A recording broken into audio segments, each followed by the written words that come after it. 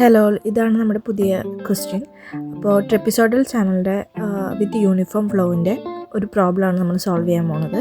അപ്പോൾ അതിൽ നമുക്ക് മാനിങ്സ് ഇക്വേഷൻ യൂസ് ചെയ്തിട്ടാണ് നമ്മൾ ഈ പ്രോബ്ലം സോൾവ് ചെയ്യാൻ പോകുന്നത്.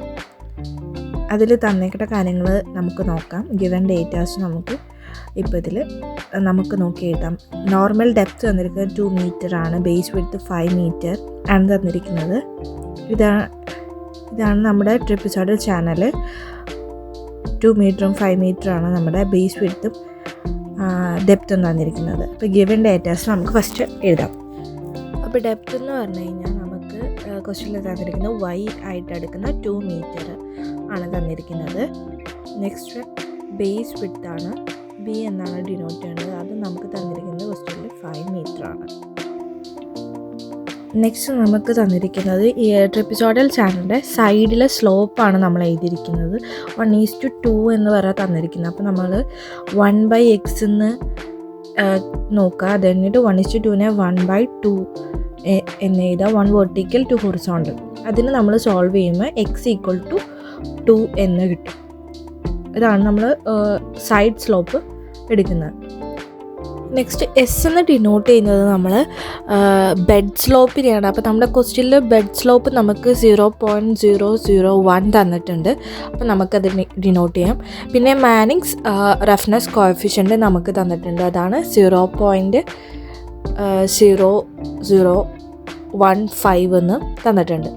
നെക്സ്റ്റ് വൺ എന്ന് പറഞ്ഞാൽ നമുക്ക് കണ്ടുപിടിക്കേണ്ടത് ക്വസ്റ്റ്യനിൽ പറഞ്ഞിരിക്കുന്നത് ഡിസ്ചാർജും മീൻ വെലോസിറ്റി ഓഫ് ദ ഓപ്പൺ ചാനലിൻ്റെ ഡിസ്ചാർജും മീൻ വെലോസിറ്റിയാണ് കണ്ടുപിടിക്കുന്നത്. അപ്പോൾ നമ്മുടെ ട്രെപ്പിസോഡൽ ചാനലിലുള്ള ഇക്വേഷനാണ് Q = 1/n AR⁴ S⁴ എന്ന് പറയുന്നത്. Q എന്ന് പറഞ്ഞാൽ ഡിസ്ചാർജ് കണ്ടുപിടിക്കാനുള്ള ഇക്വേഷനാണ് ഇത്. അപ്പോൾ നമുക്കിതിൽ എയും ആറും അറിയില്ല. എ എന്ന് പറഞ്ഞു കഴിഞ്ഞാൽ ഏരിയ ആണ്, ആൻഡ് ആർ എന്ന് പറഞ്ഞാൽ ഹൈഡ്രോളിക് റേഡിയസ് ആണ്. ഇത് രണ്ടും നമുക്കറിയില്ല. അപ്പോൾ ആദ്യം അത് നമുക്ക് കണ്ടുപിടിക്കാനുള്ള ഇക്വേഷൻസ് ആദ്യം നോക്കാം. ഇപ്പോൾ ട്രെപ്പിസോഡൽ ചാനലിൻ്റെ ഏരിയ കണ്ടുപിടിക്കാനുള്ള ഇക്വേഷൻ എന്ന് പറഞ്ഞാൽ A = B + x × y all × y ആണ്. B എന്ന് പറഞ്ഞു കഴിഞ്ഞാൽ 5 നമ്മൾ എഴുതി. പിന്നെ x എന്ന് പറഞ്ഞ വാല്യൂ നമ്മൾ 2 എടുത്തു. ആൻഡ് y നമുക്ക് 2 ആണ് തന്നിട്ടുണ്ട്. അതെല്ലാം കൂടി കൂട്ടുമ്പോൾ നമുക്ക് ഏരിയ എന്ന് പറയുന്നത് 18 m² ആണ് കിട്ടുന്നത്. ഹൈഡ്രോളിക് റേഡിയസ് എന്ന് പറഞ്ഞു കഴിഞ്ഞാൽ A/P ആണ്. അപ്പോൾ നമുക്ക് പെരിമീറ്റർ കണ്ടുപിടിക്കണം ആദ്യം. അപ്പോൾ പെരിമീറ്ററിൻ്റെ ഇക്വേഷനാണിത്. P = B + 2y √1 + x². അപ്പോൾ B 5 എഴുതി. ആൻഡ് 2 × y = 2 ആണ്. അത് 2 സബ്സ്റ്റിറ്റ്യൂട്ട് ചെയ്തു. x 2 ആണ്. അപ്പോൾ അതെല്ലാം കൂടി സബ്സ്റ്റിറ്റ്യൂട്ട് ചെയ്ത് കഴിഞ്ഞപ്പോൾ നമുക്ക് 13.49 മീറ്റർ എന്നാണ് പെരിമീറ്റർ കിട്ടിയിരിക്കുന്നത്. ഇനിയും ഇത് രണ്ടും കൂടി നമുക്ക് R എന്നുള്ള ഇക്വേഷനിൽ സബ്സ്റ്റിറ്റ്യൂട്ട് ചെയ്യുമ്പോൾ നമുക്ക് ഹൈഡ്രോളിക് റേഡിയസിൻ്റെ വാല്യൂ കിട്ടും. അപ്പോൾ R = A/P ആണ്. അപ്പോൾ 18 / 13.94 ചെയ്യുമ്പോൾ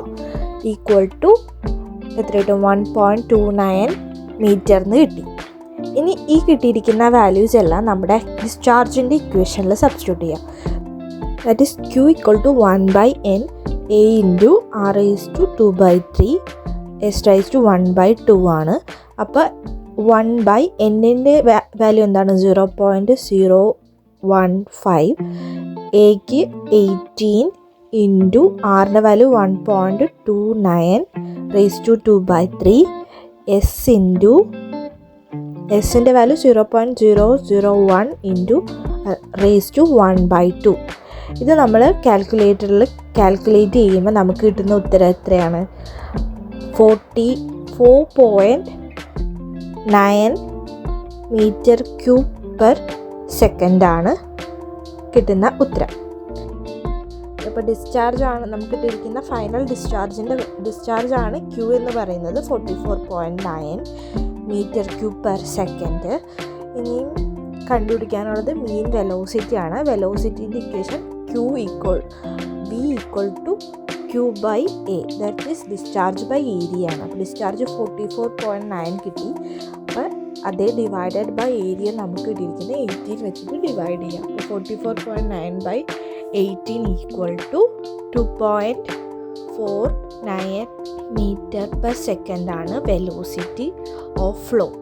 അപ്പോൾ യൂണിഫോം ഫ്ലോൻ്റെ വെലോസിറ്റിയും ആ ട്രപ്പിസോയിഡൽ ചാനലിൽ വരുന്ന ഡിസ്ചാർജിൻ്റെ വാല്യൂ ആണ് നമ്മളിവിടെ കണ്ടുപിടിച്ചിരിക്കുന്നത്. അപ്പോൾ ഇതാണ് മാനിങ്സ് ഇക്വേഷൻ യൂസ് ചെയ്തിട്ട് ഡിസ്ചാർജും വെലോസിറ്റിയും കണ്ടുപിടിക്കുന്നത്. അപ്പോൾ ഇനിയും പുതിയ പ്രോബ്ലംസ് ആയിട്ട് അടുത്ത വീഡിയോയിൽ വരാം. അതുവരെ ബൈ.